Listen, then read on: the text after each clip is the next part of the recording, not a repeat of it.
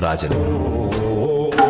நானும் வந்தாலேருந்து பார்த்துட்டுருங்க, சுற்றி சுற்றி ஆர்த்தி எடுக்கிறத தவிர ஒன்றும் அடிக்க மாட்டேறா நீ. வந்து அரை மணி நேரம் ஆகுது, நீயும் ஒழுங்கா ஆட மாட்டேங்கிற, எங்களையும் ஆட விட மாட்டேங்கிற, என்னதானே பிரச்சனை உனக்கு? மாம இவன் தான் கூஃபி ஜென்னு. இப்போ செஸ் விளாட்ற எல்லாரையும் அடிச்சு ஓட விட்டு ஆட விட்றான். இப்போ கூட ரீசெண்டாக டேனி டேனியல்ஸ் அடிச்சு ஆட விட்டான் தெரியுமா? அந்த வீடியோ கூட வைரலாக போச்சு.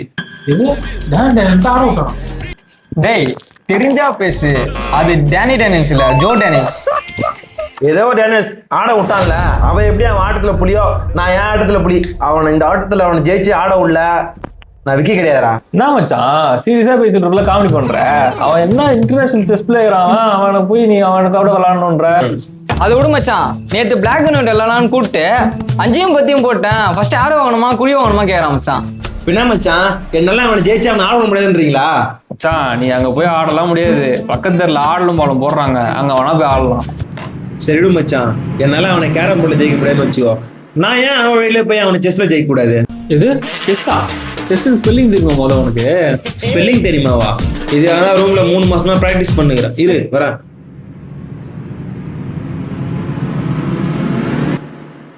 மச்சான் செஸ் வாங்க. அட பொம்மால ஊர்ல இருக்கிற மொள்ள மாதிரி சேர்ந்து என்ன தானே.